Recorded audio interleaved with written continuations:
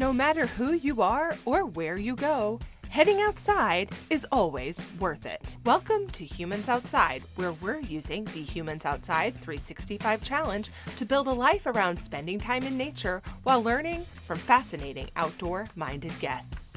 I'm Amy Bouchatz.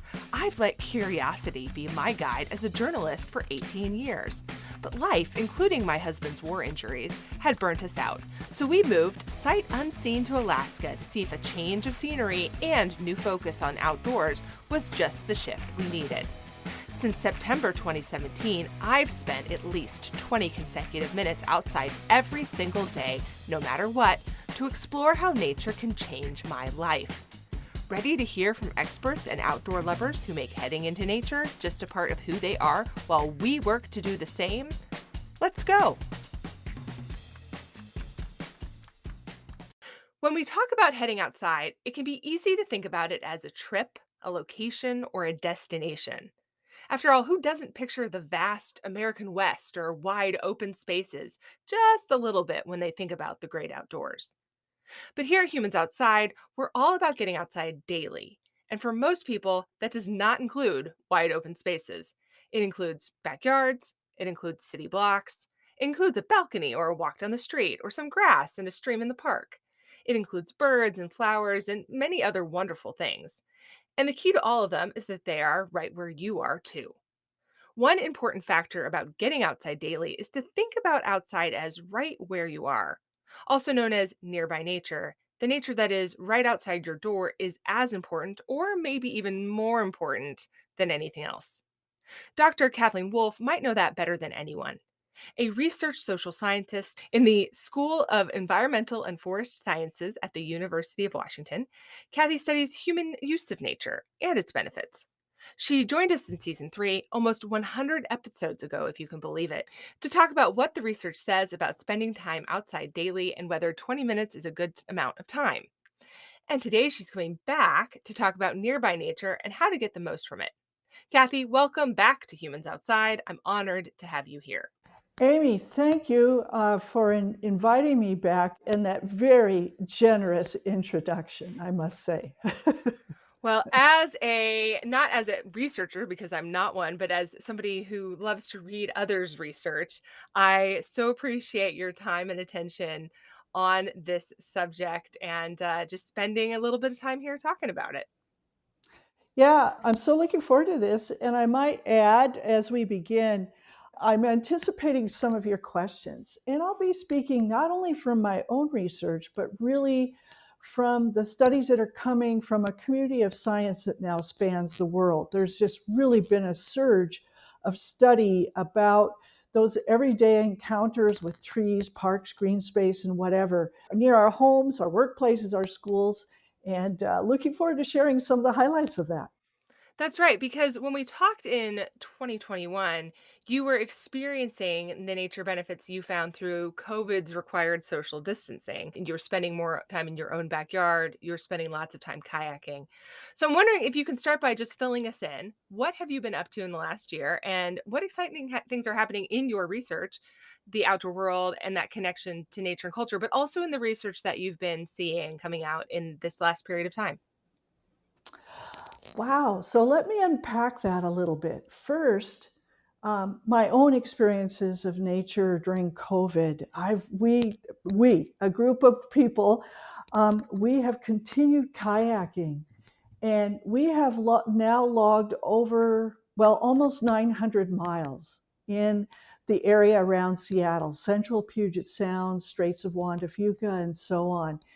And it's been remarkable because with that intensive level of activity, we have watched the change of seasons, how the water changes, how the bird life changes. And while out doing that, we encounter some places that are not accessible by car, only by the shore. And so we are seeing some massive, beautiful trees, and I've so enjoyed that. And in size, in how they manage their root systems, manage to continue that grip on shoreline rock.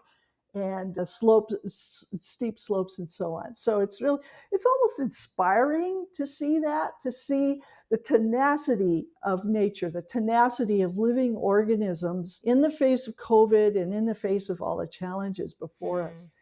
But then I've also been busy on the work side as well. And in fact, a couple of projects that are kind of, well, they're not coming to a close, but we have data that we're beginning to analyze.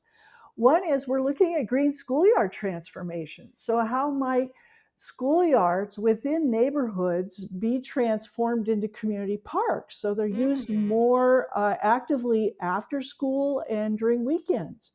Hmm. Another project I'm working on is with the American Planning Association, wherein we're attempting to take the extent of nature and health research and translate it into sort of best practices for urban planning to assure that people do have access to nearby nature.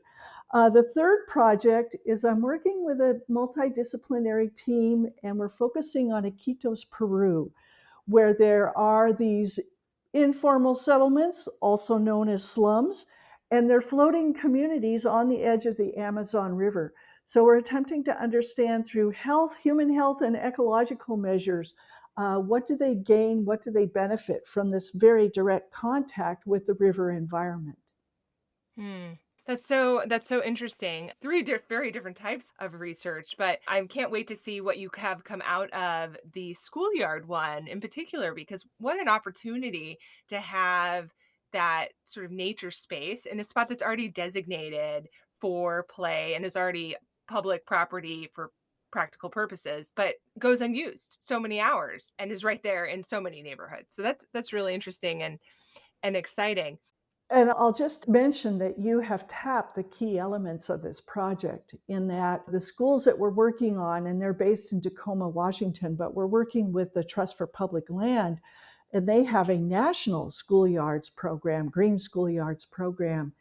And the selection of the schools was defined by an absence or the disparity of parks distribution within that particular city. So you're absolutely right. Property availability, either maybe there are no properties or maybe they're too expensive. So why not make use of schools in a more effective way for nature Right. exposure? Right. So, speaking of nearby nature, of course, that's what we are talking about today, about nearby nature and making the most of it. So, would you, you've used the term as well already today. Can you start by defining what that is for us? What is nearby nature? I would have to say that it sort of eludes definition, if you will. It's more of a sense, it's more of an intuition of Hmm. what is literally near you, be it near your home or your office or your school, that offers respite, that offers time away from busyness, from the focus of work or school, and enables you to take breaks, be it physical activity, being out in the space, or even simply looking at it or through it. That from, again, this community of science all over the world is suggesting that those are very valuable experiences. And from a physiological sense, reducing stress and anxiety, from a mental health perspective, for some people, reducing depression, from a physical health perspective, literally being in this space, even low grade, if you will, moderate activity. All of this being valuable for health and being offered perhaps by nearby nature. What is it? Trees, Hmm. streetscape, parks, and those are public spaces. But in your own yard, if you happen to have a single family home or live in a compound where there are some small spaces, it can be simple as a small kitchen garden, which I have and enjoy dabbling in. Or it can be a bench next to a tree. Really, there is no sort of finite definition to this, but it's where you can access nature, feel comfort within it, feel safe within it, and then begin to encounter some of these benefits that have been revealed by research. Are you aware of research that looks at why people think about nature as not being nearby? I mentioned in the introduction that I think people sort of get this vision of what nature is, that if they're, and especially if you're talking about being in nature, you don't necessarily think about what's right outside your door. You think about going somewhere, the Grand Canyon or something vast and majestic. You think about perhaps doing what I did, which is moving up here to Alaska to have easier quote unquote nature access. When by doing that, of course, I've realized since then, I've discredited this idea that nature is all around me and it's just me looking for it versus me going to it. Is there research that looks at why people think of it that way? Why people think of nature as being a destination? That's a really interesting question. I must say that my research has really focused on nature in cities. So it's really focused on this notion of nearby nature. But you used sort of a universal term of why do we all Hmm. think about nature as a destination? And my first response is I think we're distinctive in the United States in Mhm. thinking that way because of our wonderful national park system, our state and federal forests, BLM lands, and so on. So we have these nature reserves that historically have been a legacy, and they've actually been a part, I think, of the American identity. And not all nations share that. There are people who come, I've toured around with people who've come from other nations to learn about this national park system. But I have also traveled in Western Europe, Japan, Central America, and in those places, this idea of nearby nature is not, there's not as great a distinction as we seem to have in America, in the United States. And so I this idea of a destination it's a legacy, and I don't think it's as widely shared maybe as you're inferred, because I've done research with people in cities who have never gone to a national park, have not spent much time outside the city. And for Mm. them, the city park, the nearby child little playground, a few trees in spaces nearby, that is nature for them. Mm. And they're totally comfortable with that. And so I think we have to be careful not to infer our own perceptions and lay them out over other people. I appreciate you challenging me on that very much because, of course, you're right. That's exactly what I'm doing is saying this is a problem that I have noticed some people experiencing or that I have experienced or I've heard one person say they experience and so I have extrapolated that to a wide number of wide number of people. So thank you. Thank you for challenging me on that because of course you would know much better than I as you have done the research and I am but talking to the researcher, which is the point of this. Of course. Yeah, yeah. Yeah, just a couple of examples. My husband works at an environmental ed center here in Washington State, and they have week-long programs bringing children from fourth and fifth grade from urban environments into this center. And there are some groups of children that arrive and they take the entire week just to develop comfort of being in a more wilderness setting. Another example is I have colleagues in the US Forest Service, and they have been investigating what they call urban national forests. So these are places, particularly in Los Angeles, where the city edge butts up right against a forest. And what they're finding is there's some people some cultural groups who are very carefully entering these national forests, not really understanding what to expect, nor what is sort of the behavior that is expected within these spaces. So I find this fascinating, these differences of perception and interpretation of what is nature. People have access to all levels of nature right outside their home.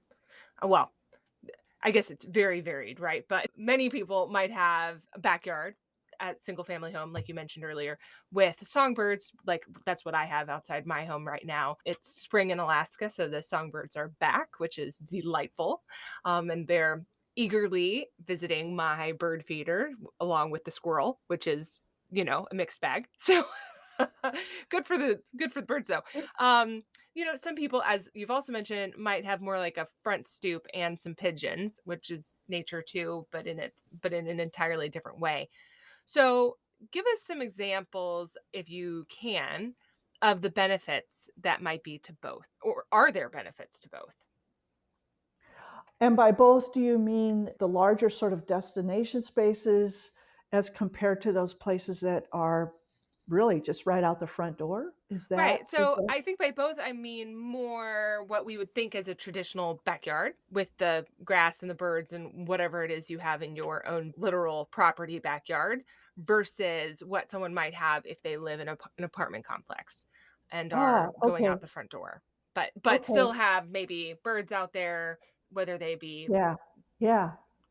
crows or So whatever. I'll turn that question just a little bit, and rather than sort of describing in any detail what these differences might be, what I think I'll do is turn this to what are the features of nearby nature that appeal to people that you might find in your backyard or in a nearby park or just down the street. Um, how would that be? Could I play with that a little Oh bit? yeah, please. Please. Okay, okay. So, what do we see as elements of these nearby nature experiences that provide benefit? And, size is not all that important, is Hmm. what we're finding. So, what do the studies suggest? There is this idea called attention restoration theory, and it's the idea that respite, time in nature, as a respite from the focused tasks and the things that really deplete our mental capacity. What are some elements there? Well, one is soft fascination. I really like this idea Hmm. that you see your own reaction to things that draw your attention without effort. So you mentioned birds. Bird feeders are wonderful because of that activity of the birds, whether the squirrels are in there, nailing the food or not. It is fascinating for some people. But there can also be pollinators, watching bees move Hmm. through a patch of grass or flowers, wind in the trees, change of flowers or textures through the seasons. So, any water, oh my gosh, shoreline, fountains, whatever it might be, water is very fascinating for people. Hmm. So, that's one element of it. Another is complexity. So complexity is sort of like Goldilocks. Too much, and we're like, oh, I can't make sense of this. I'm getting away. Too little, and it's like, oh, I understand everything. It's boring. I'm out of here. Mid-level complexity in our environments, people find quite appealing. Some of the recent research about all this is recognizing that in suggesting that biodiversity, a moderate amount of biodiversity in the places where we are located and looking and experiencing, is associated with a little extra benefit for mental health. So, and then another principle is compatibility, that you feel safe within the space, that if you need to sit, that there's a bench located where it's valuable to you. If you are a walker, that there is a path without trip hazards. Say you're an older person. Yesterday, I did a webinar with a group in Seattle, what they're calling an urban village. And it's a program to try to encourage elders to age at home rather than having to be moved to an institution Hmm. or a care center.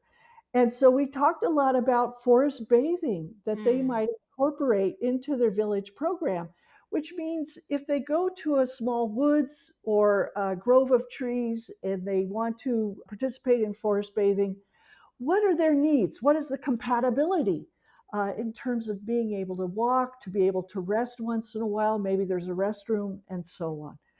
Um, Less than what are the particular types of nearby nature, think more about what are the elements that draw you in, that satisfy you, that give you an intuitive sense of better feelings and satisfaction while you're in the space. Hmm. Mm. That's a really good perspective. Thank you for that. That's got the wheels turning over here. So That, not in a way that's that what I'm can all about. Love to make those wheels turn.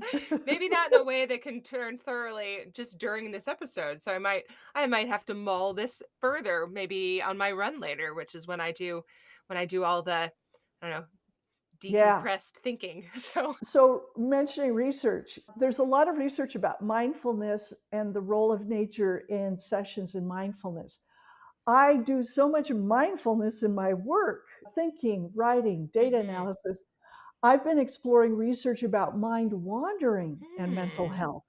And nature for me is the time when I mind wander, Hmm. when I Yep. cycle, when I kayak, when I walk. That my mind just goes to so many places, and I find that's really valuable. But anyway, your mind wandering and your wheels turning, I'm starting to get the feeling we may have a 3rd session, maybe in Yeah. another year or so, right? Yeah, I'm not against it if you're willing, and I think, I think a lot of people have that experience, not to get too off track, but you always hear people say they have good ideas in the shower, and Exactly. showers Yeah. peak mind wandering time.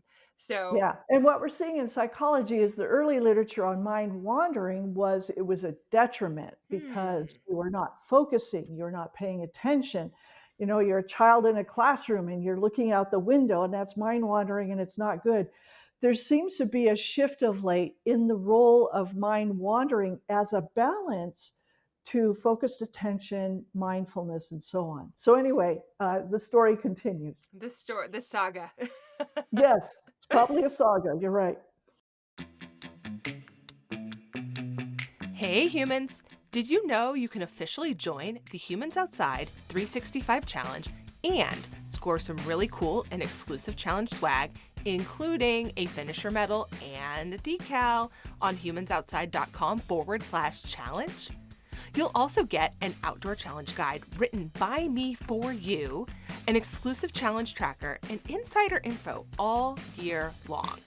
You don't want to be left out of this. There is never a wrong time to join the Humans Outside 365 Challenge. So get going. Join it today. Go to humansoutside.com/challenge to learn more now. Now, back to the show.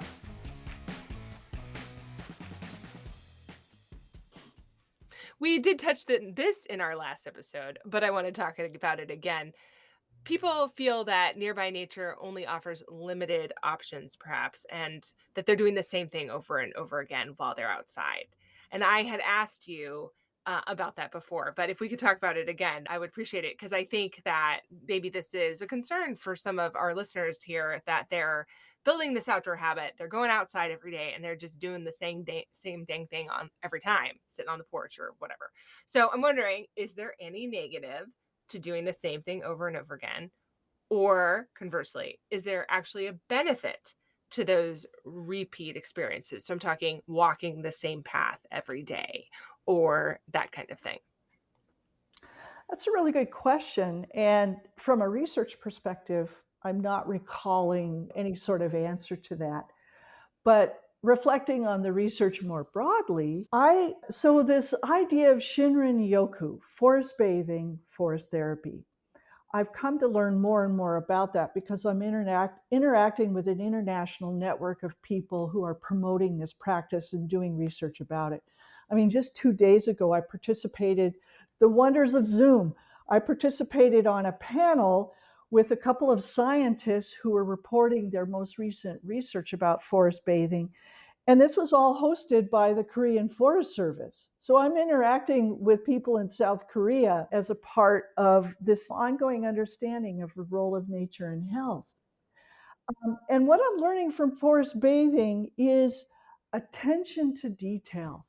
So if you think only of, well, I'm going to be walking in the same place every day, this is repetitive, but one can pay attention to different things at a different level of detail. So if you're doing this throughout the year, what are the seasonal changes? As you mentioned, songbirds coming and going. I love that. And then as songbirds are nesting and they're fledging their young, and end of season when they're starting to beef up a little bit to start that migration again. So thinking in a little more depth, paying just a little closer attention to what's going on within that space that maybe you are experiencing repeatedly by choice or by necessity, whatever it may be. And as an expression of that, I participated in a forest bathing session with two guides. These are people who are trained and practice guiding for this exercise. And they were from Singapore and Hong Kong. And we did forest bathing with one tree. We spent 70 minutes with one tree on a campus. So there's lawn all around, and we just sit around. There are like a dozen of us, this one tree, and a series of graded exercises to bring our attention ever more closely to the detail, fragrance, appearance, texture, and so on. And so that's really what I think we can think about this. Another is just be a child, be exploratory. Hmm. You look at a kid, kids will sit in a patch, a couple, maybe a yard square, or a little larger, and what they see and what they do within that space. So, tap your inner child, if you will, in this Yeah. situation. I have to Um, know if hanging out with the same tree for 70 minutes was hard. Was that hard?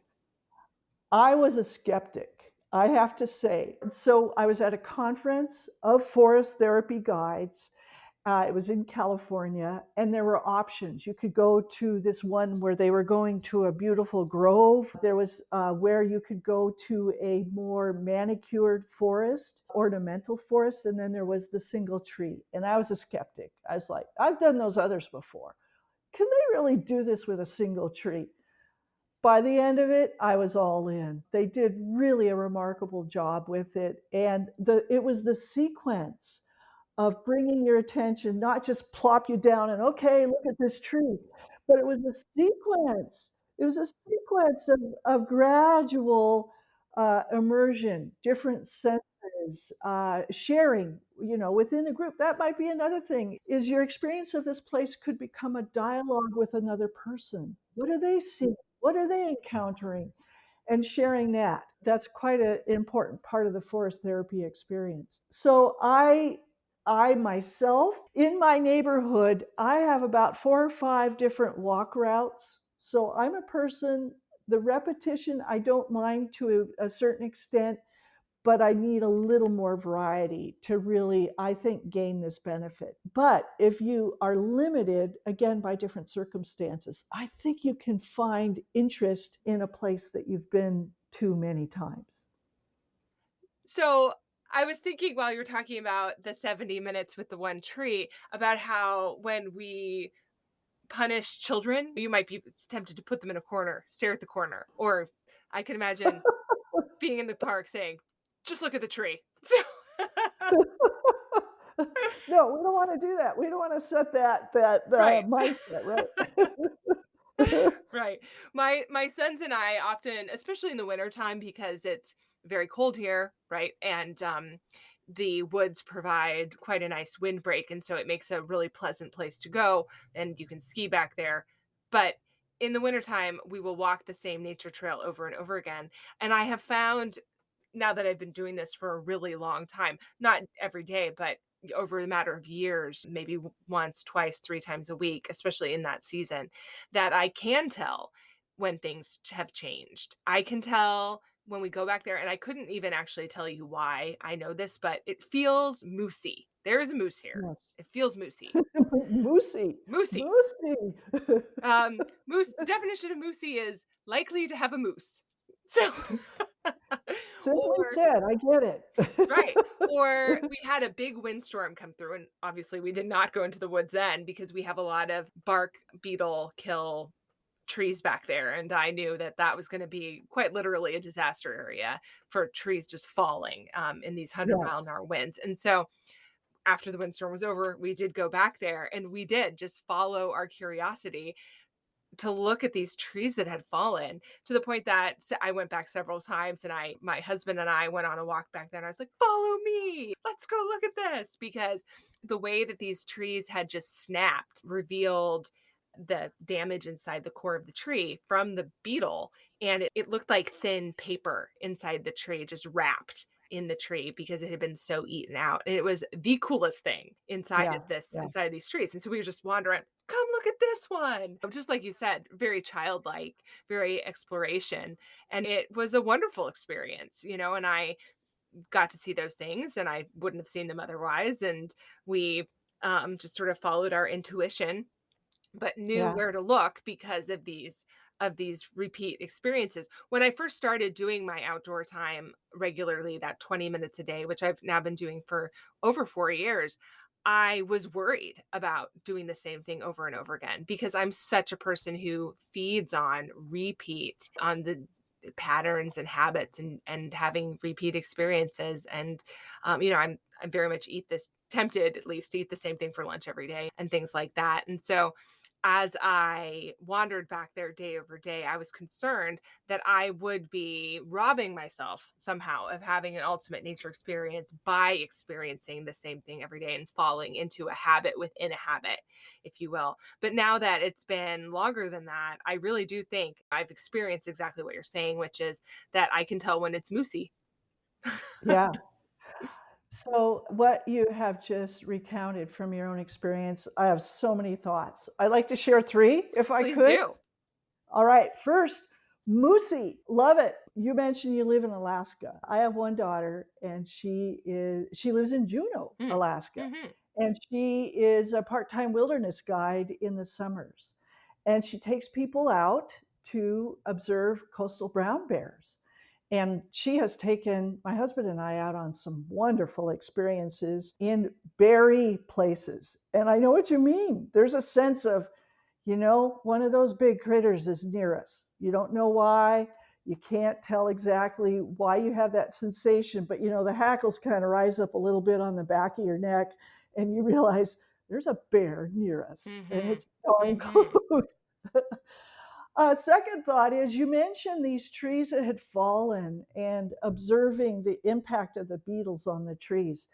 Um, I love old, gnarly trees in cities. Our cities now have a policy largely of hazard trees, risk trees, and arborists identify them and they try to get them out as quickly as possible because, we don't want damage to people or property or whatever. But I love old, gnarly trees, and many of them become gnarly because of disease. Hmm. They have burls or branches that are misshapen or whatever it might be. And I just, there's a beauty, there's kind of an ugly beauty in some of these really old, beat up trees. But then the third thought that comes to mind is this repetition of observation and opening up one's observances of a place.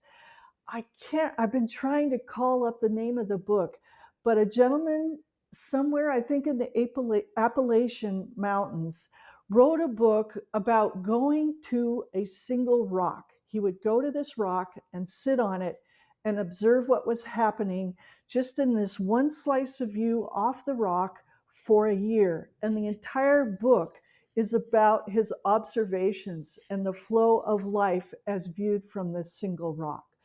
So there's incredible potential in this, and it depends on the sort of place and type of nature that you like to view. But I think even in the smallest spaces that you may have to be in repeatedly, there are these opportunities.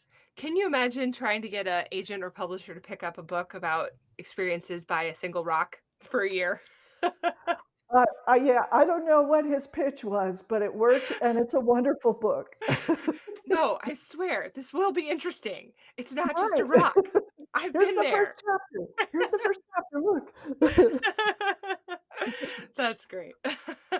What can people do to create a better nearby nature setup or have a better nearby nature experience wherever they are? Well, I think I touched on that a little early on some of these concepts is think about what is comfortable for you. Mhm. Do you need activity? I'm a person, I think you're the same. You like to be moving while you're doing all of this. And might there be a space either within your own property or nearby where you can be moving around comfortably? And then the second is this complexity, thinking about how to, if it's your own garden, how do you introduce? So one of my career meanders is landscape architecture, and there are a lot of design principles about how to layer in sensation, how to layer in experience, and thinking about how to build in that complexity. And then the biodiversity.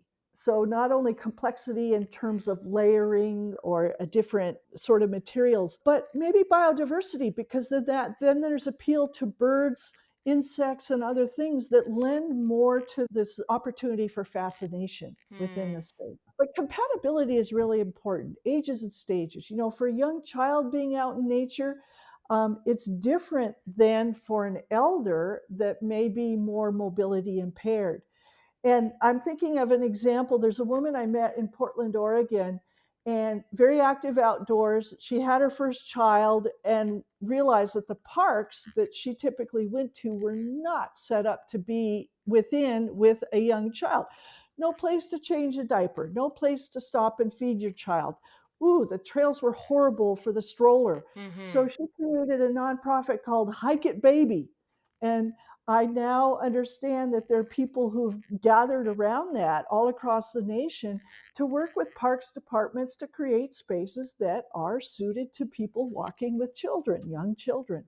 So that's the sort of thing we think about as compatibility, complexity, biodiversity, and then your own preferences. Maybe you love the color red. So how do you introduce red into your environment?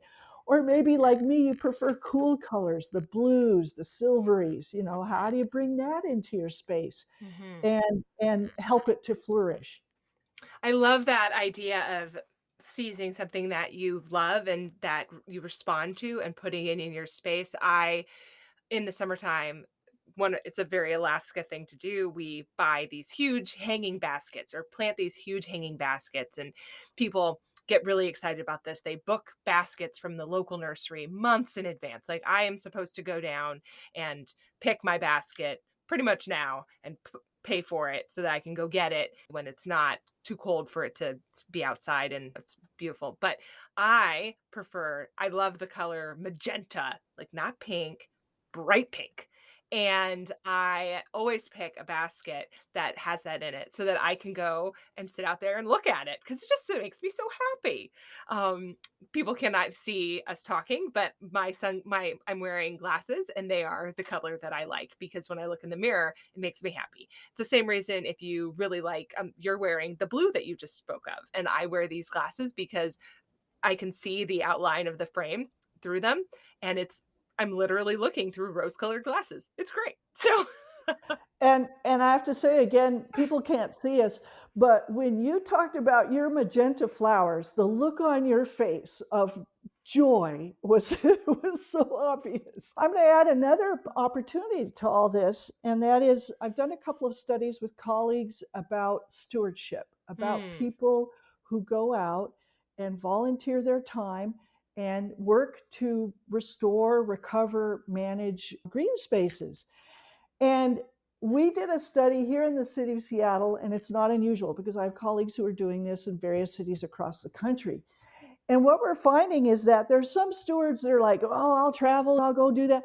And there are others like, no, my park just down the street, or my mhm. little forest grove just down the street. I go there. That's what I do. It's my place. So they're combining the nearby nature, they're combining activity, they're combining familiarity. And it blew me away because we did surveys of these volunteers at various places around the city of Seattle. There are some people that have been working in the same space for a decade or more. Mm, They bring and there are other volunteers that come to the events. They bring their own tools. They grow plants that other volunteers can put in. So they're incorporating nature into their life in an additional way of propagating plants and sharing those out. They bring food, they bring goodies, they bake goodies, and they bring them for other volunteers that come to these right, events. right. So, that's another way is find a local group and connect with them because often they're very friendly, very energetic people. And, I mean, instantly you make friends and away you go, and Mhm. there's nothing more satisfying than pulling out, at least here in Seattle, invasive plants, blackberry or holly, hauling that stuff out of the ground and seeing instant change. So much of our jobs now are this long progression of activity and you never see any outcome. It's like, oh, when are we going to finish this? You go out and do a stewardship project on a Saturday morning and you see instant results. That's right. It's so That's satisfying. right, and that can be trash cleanup Oh, or more, invasive yes, weed pulling, all sorts and of things.